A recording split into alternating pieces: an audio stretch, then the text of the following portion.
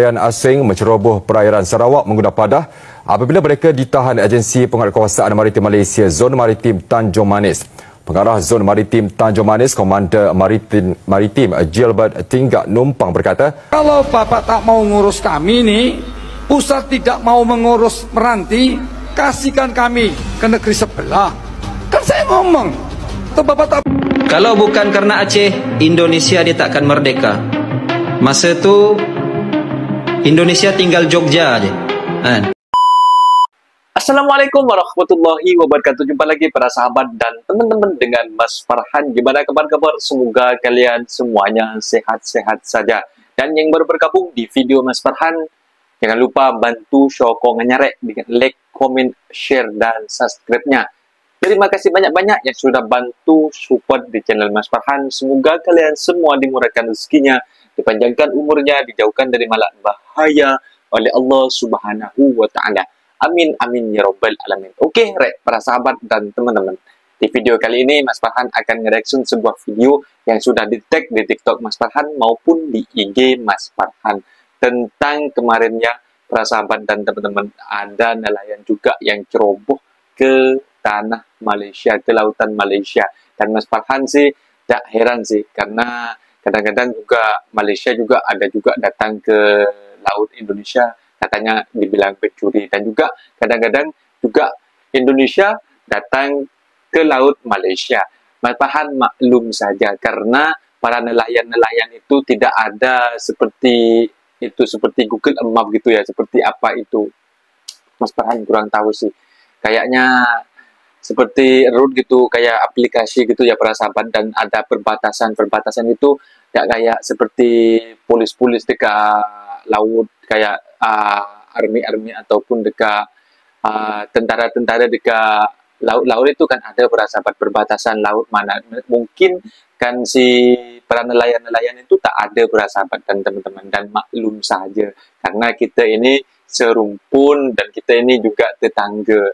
Bukanlah mereka untuk mencuri, karena mereka itu salah alur saja para sahabat dan teman-teman. Bukan tidak tahu lah, mungkin tidak ada Google Map gitu para sahabat dan teman-teman.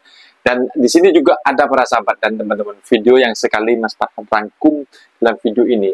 Ternyata di Aceh itu para sahabat dan teman-teman, bupatinya di sini kalau semisal tidak mau diurus Meranti ini, seperti Kepulauan Aceh ya, memang terkenal kalau di Pulau Aceh ini terkenal banyak minyak para sahabat dan teman-teman. Kenapa di Indonesia itu banyak yang menjerit kayak seperti apa ya? Kenapa ya di Indonesia itu kaya ruah melimpah, tapi kita ini sebagai dijajah oleh negara kita sendiri para sahabat dan teman-teman. Hanya orang-orang menteri-menteri yang bisa menikmati kekayaannya dan juga menikmati harta-harta yang ada dekat yang meluah dekat Indonesia para sahabat dan teman-teman.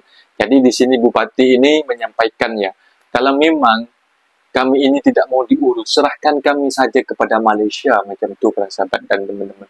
Karena dari saking keselnya, karena seolah-olah ya kalau dekat kampung Mas Farhan itu, terutama lah yang dekat kampung Mas Farhan sendirilah, kadang-kadang kita ini merasa gimana gitu, karena menurut Mas Farhan itu kita orang pribumi, orang Indonesia, tapi seolah-olah kita nak beli ini, nak beli itu gitu, kayak dicekik para sahabat dan teman-teman. Dicekik, intinya kayak kita dicekik sendiri oleh negara kita sendiri para sahabat dan teman-teman.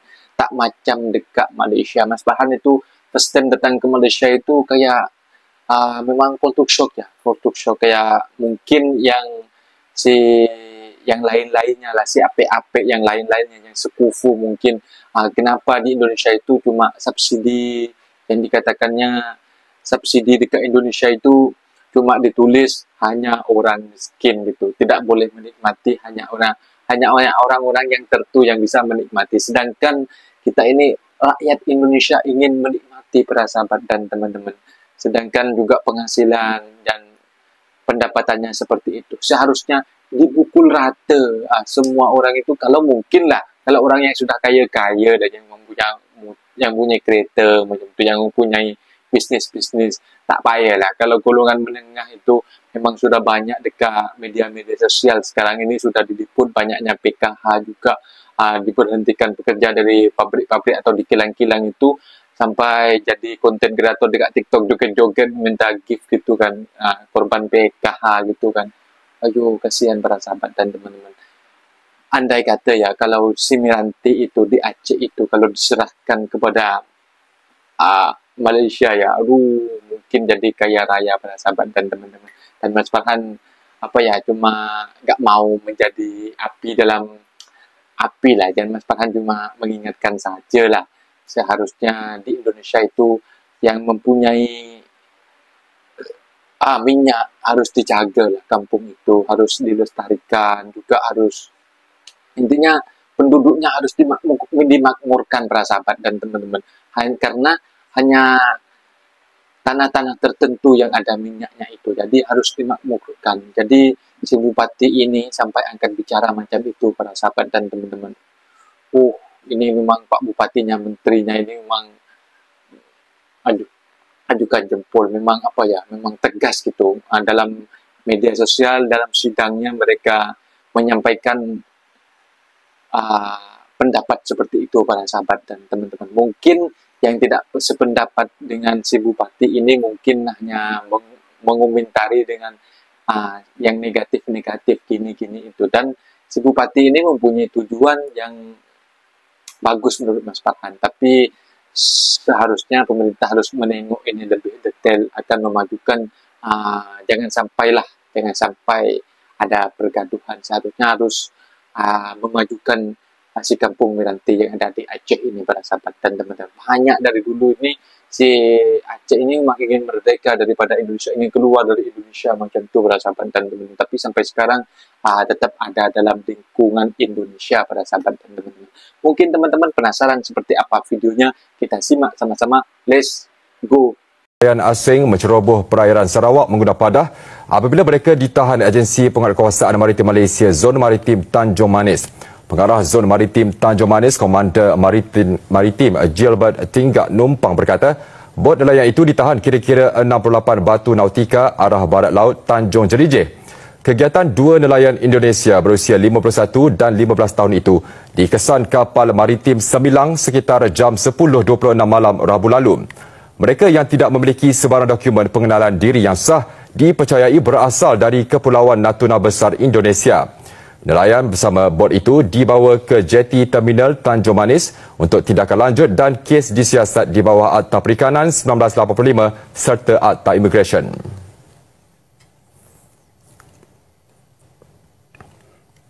Kasihkan kami ke negeri sebelah. Ini orang keuangan isinya nih iblis atau setan. Jangan diambil lagi minyak di Meranti itu. Gak apa-apa, kami juga masih bisa makan daripada uang kami dihisap sama pusat. Karena kami daerah miskin. Kalau kami kaya, kami biarkan aja. Mau ambil 10 triliun pun gak apa-apa. Kami daerah miskin, daerah ekstrim. Jadi kalau daerah miskin ada minyak, Bapak Ibu ambil, uangnya entah dibawa kemana, pemerataan kemana. Seharusnya kami ini yang menjadi prioritas. Kalau Bapak tak mau ngurus kami ini, pusat tidak mau mengurus Meranti, kasihkan kami ke negeri sebelah. Kan saya ngomong, atau Bapak tak paham juga omongan saya? Izin Pak Bupati. Atau begini Bu, bentar Bu, apa perlu Meranti ngangkat senjata? Saya enak mandeng Bapak di sini, aku tinggalkan lagi ruangan. Ini konten saya buat sebagai reaksi terhadap konten YouTuber Zainal Story ya, tentang gas melon yang ada tulisannya buat orang miskin, khusus untuk orang miskin. Nah, ini yang dipermasalahkan oleh Zainal Story. Kenapa di negara kita untuk gas subsidi itu tong gasnya ini ya, tangki gasnya ini kenapa ditulisi hanya untuk masyarakat miskin, katanya buat malu ya. Lah kalau kamu itu kaya Mas Zainal ya, kalau kamu rumahnya gedongan seperti itu ya, jangan ngambil yang hijau, ngambil yang pink yang harga normal ya. Ngambil yang 12 kilo harganya kira-kira Rp200.000, itu yang kamu harus beli ya kan. Merasa kaya, nggak mau gengsi dikatain orang miskin, tapi ngarepnya beli yang gas yang begini, terus protes kalau ada tulisannya hanya untuk orang miskin ya. Ya kan lucu gitu loh. Kalau kamu itu orang mampu, malu dikatain orang miskin, yang beli yang harga yang normal, nggak ada subsidinya. Ya, orang-orang yang sok gengsi begini suka makan benda-benda yang subsidi, tapi nggak mau dikatain orang miskin. Ya, kalau miskin ya miskin lah. Ya, nggak usah berlaku pura-pura seperti orang kaya. Ya, kalau kau memang benar-benar kaya, malu pegang-pegang benda-benda, gunakan benda-benda yang bersubsidi. Ya, dan harap Anda ketahui ini Indonesia bukan Malaysia. Ya, aturan kita dengan begini uang pajak kita bisa dihemat. Subsidi benar-benar untuk orang yang miskin, yang memerlukan. Ya, bukan orang-orang kaya yang nggak tahu malu seperti di negara sebelah. Ya, di negara sebelah tuh masyarakatnya, orang-orangnya, netizen itu, follower kamu tuh sombong-sombong ya. Kereta 5, kami kaya, kami pandai, gaji besar ya. Tapi semuanya yang jadi follower kamu itu beban negara. Beli mobil, isi bensinnya yang subsidi. Beli beras juga ada subsidinya. Ya, listrik mereka ada subsidi. Apalagi yang nggak subsidi, apalagi yang disubsidi. Ya, gas masaknya bersubsidi. Ya, harusnya Malaysia itu meniru cara kita. Ya, di tangki gasnya ditulisi, ya, ini tangki gas bersubsidi, diperuntukkan untuk warga miskin atau orang yang sudah kaya tapi nggak punya rasa malu. Harus ditulis begitu yang besar. Ya, lalu jual tangki satunya lagi yang harga normal seperti itu. Jadi tidak mendiskriminasi, orang siapapun boleh beli yang ada subsidinya. Cuma ditulisi hanya untuk orang miskin atau orang kaya yang tak ada rasa malu. Nah, itu yang besar tulisannya. Biar kalau tamunya, ada tamu datang itu lihat tangkinya, rumahnya gedongan, lalu tulisannya ada tulisan besar ya, hanya untuk masyarakat miskin dan orang kaya yang tak punya rasa malu. Nah, itu baru keren ya. Malaysia harus meniru itu, ditulis itu tangkinya ya. Hutang Malaysia itu sudah menggunung ya, subsidinya terlalu banyak, anggaran defisit kekal berterusan ya. Tiap tahun harus tambah hutang untuk memanjakan rakyat dengan berbagai macam subsidi. Bagaimana ini bisa sustainable? Ya, suatu hari hutang itu membengkak, nggak bisa bayar, lalu default, ya, nggak bisa bayar, lalu gagal bayar, mata uang ringgit bisa jatuh. Ya, ini orang-orang Malaysia itu follower kamu nggak paham. Anda sendiri mungkin nggak paham. Ya, kalau kalian nih protes kenapa ada tulisannya seperti ini, ya, kalau kalian merasa malu, merasa kaya, ya jangan ambil benda-benda yang bersubsidi. Tahu malu sikit lah. Ya. Jangan sombong di media sosial, kami kaya, kami pandai, gaji besar. Semuanya makan benda-benda yang bersubsidi, memalukan sekali. Oke? Saudara, seorang warga negara Malaysia berinisiatif untuk membangun musola di daerah Nurul Ulum di Kampung Lok Setui, Aceh Utara. Pembangunan musola ini diharapkan dapat menjadi salah satu pilar untuk terwujudnya lembaga pendidikan agama yang mampu melahirkan generasi yang bertakwa dan berakhlak mulia di daerah tersebut. Kedekatan emosional antara warga Aceh dengan warga Malaysia telah berlangsung sejak beberapa abad yang lalu. Tidak mengherankan jika banyak warga Malaysia maupun warga Aceh yang saling membantu, terutama dalam melahirkan generasi yang bertakwa dan berakhlak mulia. Hal ini pula yang dilakukan oleh seorang warga negara Malaysia, Tuan Haji Zulani Abid, yang membantu membangun sebuah musola di daerah Nurul Ulum, Kampung Lok Setui, Kecamatan Baktia, Kabupaten Aceh Utara. Dibangunnya musola ini merupakan langkah yang dilakukan oleh keluarganya untuk membangun generasi yang berakhlak mulia, sebagai hal untuk mewujudkan generasi intelektual yang membanggakan. Perwakilan keluarga Tuan Haji Zulani Abid, Tengku Syekh Zubaili, mengatakan bahwa pembangunan musola ini dilakukan karena belum adanya fasilitas musola yang memadai di daerah ini untuk menunjang aktivitas santri. Keberadaan musola ini pun diharapkan dapat membantu memperlancar aktivitas santri, terutama saat beribadah. Ini merupakan pimpinan daripada Hirunlah sahabat kami, iaitu Tengku Usni ataupun Wali Usni, sehingga kita melihat keadaan yang mana persekitaran ataupun asrama ataupun prasarana yang ada seperti musola, ya, belum ada lagi, belum terwujud, sehingga saya menyampaikan aspirasi tersebut kepada Tuan Haji Zulani, dan alhamdulillah beliau bersedia untuk mewakafkan satu musalla atas nama ibunda beliau, ya. Dan mudah-mudahan kita berharap pesantren Darul Ulum ini ataupun Nurul Ulum ini ke hadapan nanti dapat akan berkembang, ya, pelajar semakin ramai, ya, dan ilmu agama dapat terus berkembang di Mahat Darul Ulum ini, insya-Allah. Pembangunan musola ini juga diniatkan oleh Tuan Haji Zulani sebagai wakaf terhadap ibundanya yang telah meninggal dunia, yaitu Umi Syarifah Lukluk Al-Junid. Sementara itu, Dayah Darul Ulum merupakan lembaga pendidikan yang digagas dari Balai Pengajian yang bernama Al-Ikhlas yang dirintis oleh Al-Maghfurlah Ayah Haji Muhammad Yunus Hasan pada tahun 1970 yang kemudian dikonversi menjadi Dayah Darul Ulum pada tahun 2000 dan dipimpin oleh Abah Abdul Hamid yang meninggal dunia pada tahun 2023. Beliau berpulang dan beliau berwasiat estafet kepemimpinan Dayah Putri dilanjutkan oleh istri beliau, Bunda Syarbiah, yaitu Dayah Darul Ulum, dan Dayah Putra dipimpin oleh adinda beliau, yaitu Tengku Muhammad Husni, yang kemudian diberi nama Dayah Madinatud Diniyah Nurul Ulum dan menjadi cabang dari Dayah Madinatud Diniyah Darul Huda Paloh Gading. Tim Liputan TVRI melaporkan.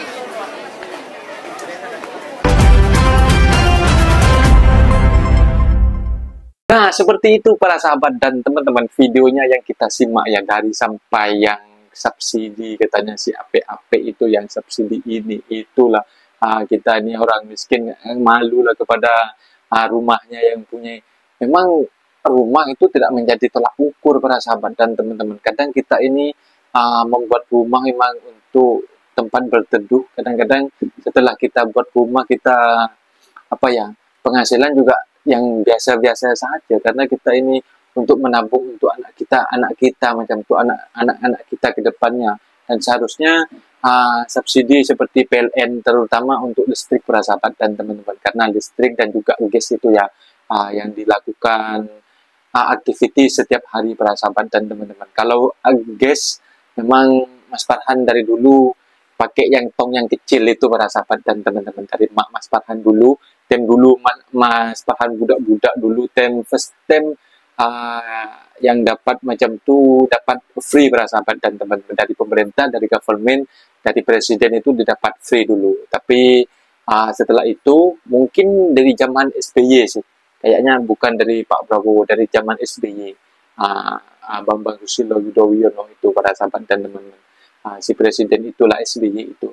Dan setelah itu dikasih free, setelah itu ganti presiden lagi, setelah itu bayarnya agak naik sampai sekarang para sahabat, naik macam itu. Bukan, menurut Mas Farhan itu mungkin dari presiden, dari menteri itu harganya murah, tapi karena ada oknum-oknum di Indonesia itu kadang-kadang sampai ngantri gak ada gas macam itu para sahabat dan teman-teman. Dan sekali lagi yang Indonesia itu menjeroboh ke laut Malaysia, sampai nelayan itu sampai ke laut Malaysia ya, mungkin di situ tidak ada kompas ya para sahabat dan teman-teman, atau tidak ada map gitu ditengokkan, oh ini perbatasan mana gitu kan. Jadi mereka tidak tahu sampai terlanjur sampai ke lautnya Malaysia. Dan juga kemarin itu juga ada juga si nelayan Malaysia sampai ke lautnya Indonesia. Tapi yang Indonesia itu netizen yang memang mulut-mulutnya itu memang pedas, dibilangnya mencuri lah, Malaysia mencuri ikan dekat Indonesia macam itu. Sebenarnya itu tidak mencuri para sahabat dan teman-teman, karena mereka tidak ada map gitu kan, tidak ada map sampai ke sana kan. Nelayan maklum lah para sahabat, bukan mencuri, itu laut para sahabat dan teman-teman. Dan di sini ya Mas Farhan banyak juga yang bertanya-tanya tentang pekerjaan dekat Malaysia, dan kemarin-kemarin itu banyak yang nanya-nanya tentang pekerjaan dekat Malaysia, dan Mas Farhan akan menjawab di sini. Sebenarnya kalau nak kerja dekat Malaysia memang banyak pekerjaan, tapi ikut jalur yang resmi, ikut agensi yang resmi terdaftar di KBRI dan juga terdaftar di immigration para sahabat dan teman-teman. Karena apa Mas Farhan selalu menguluk-uluk, datanglah secara elok-elok, datanglah secara resmi. Karena Mas Farhan tahu selak beluknya sudah tinggal dekat Malaysia, sahabat dan teman-teman. Mungkin kalau kalian tidak tahu tinggal dekat negara orang, hanya diiming-imingi oleh ejen. Nah, ikut sama kami, ikut lalu belakang, ikut lalu tongkang macam tu. Jadi kalian hanya dibayar tampang mereka, mereka dapat untung para sahabat dan teman-teman. Jadi kalian itu sampai ke Malaysia dilepas kerja agak kerja terserah. Jadi kalian itu kerja di Malaysia dapat toke karena itu kosong karena kasihan dikasih kerja nanti kalau ada immigration kalian takut dan ada polis juga takut. Dan sekarang ini banyak operasi para sahabat dan teman-teman, banyak immigration karena kemarin itu si api-api itulah, nggak tahu lah cakap-cakap jabar-jabar immigration Malaysia. Dan sekarang Mas Farhan sarankan datanglah secara elok-elok, datang secara resmi, jangan sampai datang secara ilegal agar kalian itu bekerja dekat negara orang dengan aman, tentram dan juga direspek oleh orang Malaysia karena datanglah secara halal, bukan datang secara ilegal para sahabat dan teman-teman. Mungkin videonya sampai di sini para sahabat dan teman-teman. Apabila ada kata benda yang silap, Mas Farhan minta maaf sebesar-besarnya. Mohon dibenarkan di kolom komentar. Mas Farhan undur diri. Assalamualaikum warahmatullahi wabarakatuh.